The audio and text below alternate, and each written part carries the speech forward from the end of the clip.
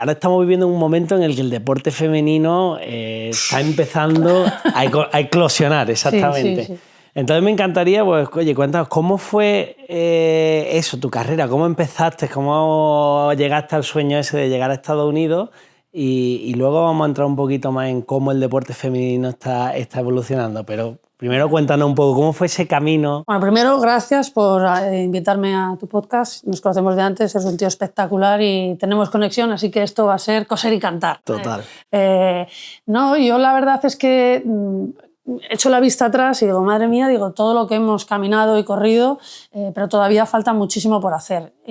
Cuando en el colegio me preguntaban, ¿qué quieres ser de mayor? Yo lo tenía clarísimo, ¿no? Que quería ser deportista y la verdad es que me salía un poco de lo habitual, ¿no?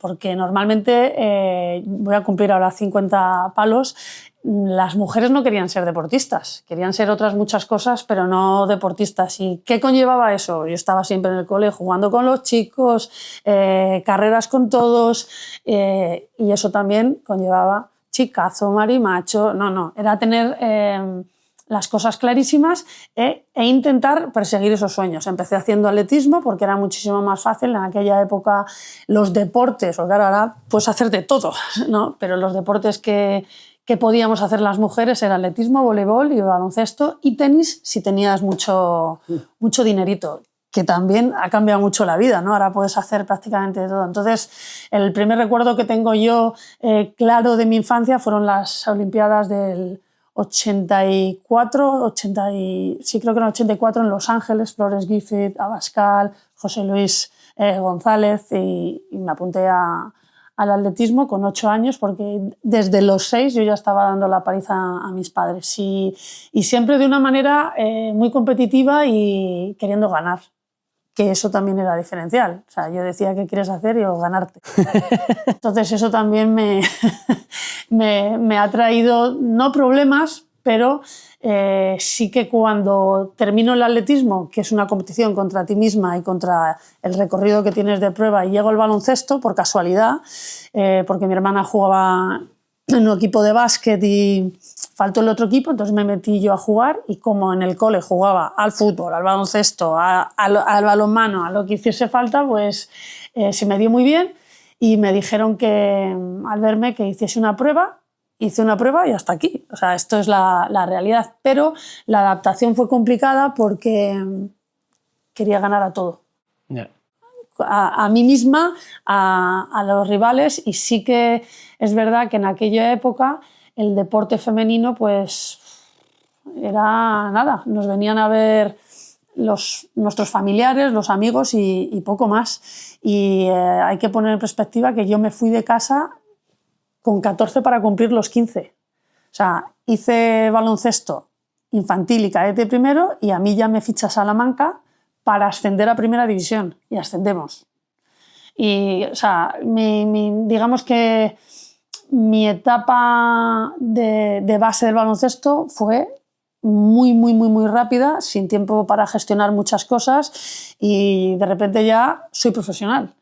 Y entonces ahí me tengo que ir amoldando y aprendiendo a lo que es el deporte de equipo, porque claro, yo era una competición conmigo misma y el deporte de equipo pues tienes que tener tienes que tener un objetivo individual y un objetivo común y yo pues bueno, quería ser la mejor, lo decía y al principio no encajaba muy bien porque el deporte femenino no era así. Claro. Entonces, pues bueno, que si era problemática, que si tenía mucho carácter, que si tal.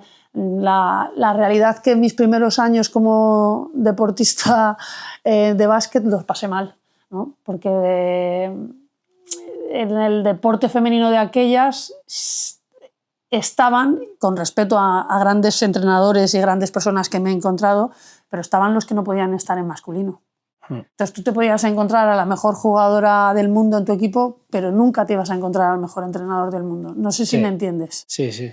Y en aquella época cuando un entrenador te decía lo has hecho mal y yo decía vale, digo, pero es que yo creo que a lo mejor si me pones en este lado, porque yo estoy más a gusto jugando en esta circunstancia, pues a mí me costó bastante el hecho de que si yo fuese un hombre era normal, pero decir las cosas que pensaba o de ser tan clara, a mí me ha costado muchas veces irme a casa llorando porque no entendía cómo no entendían mi mentalidad o el hecho Claro. de ir a por todas en un entrenamiento, porque el deporte no era profesional. Ahora ya sí, pero siempre digo lo mismo, en Estados Unidos quien ha estado allí lo entiende, todos son los mejores. Tú le haces una entrevista y dices, Sí, no, sí, soy sí, el no, yo mejor. soy el mejor.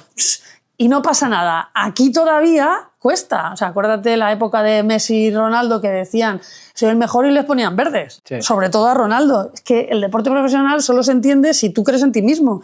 Y entonces tú tienes que hacer tus triquiñuelas para tener esa confianza que es tan válida para el deporte. Entonces, mis primeros años fueron durísimos, ¿no? Pero es que como siempre lo tuve tan claro que quería llegar a lo que mi cuerpo y mi mente diese el máximo, ¿no?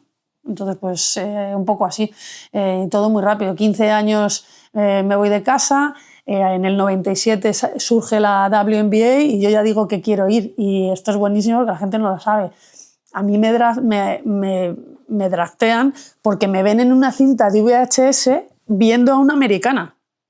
O sea, ¿Cómo que viendo un americano? claro, las americanas, las jugadoras americanas que estaban en Europa, tú tienes que firmar una carta para decir soy accesible al draft, ¿no? Sí. Y que te draftearan. Una de las americanas de mi equipo mandó cintas a un montón de gente para que la viesen y pudiera entrar en el draft. Y yo jugaba con ella en Europa y a mí me ven ahí.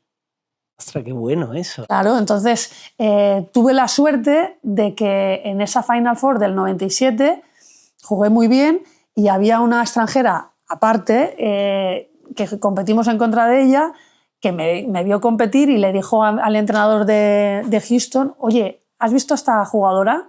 Dice, sí, la he visto porque estaba viendo a Tracy Jackson. Y por las cintas de VHS de Tracy Jackson y Wanda Gayton me drafté al mejor equipo de la WNBA y me dicen que si quiero entrar en el draft y yo firmo. Pero qué bueno eso, no tenía claro, ni idea. De es que ahora está todo globalizado por esto, Claro. pero antiguamente no se veían highlights, no se veía nada y me ven por un par de cintas que había mandado Tracy Jackson. Es que es de coña. De coña, ¿sabes? Entonces, las casualidades de la vida. De exacto, yo digo que quiero ir a la WNBA y en el segundo año de existencia de la WNBA me draftean como número 30 del draft y me coge uno de los mejores equipos de la historia del deporte que ganó 4 anillos consecutivos y yo estuve en 3 de ellos.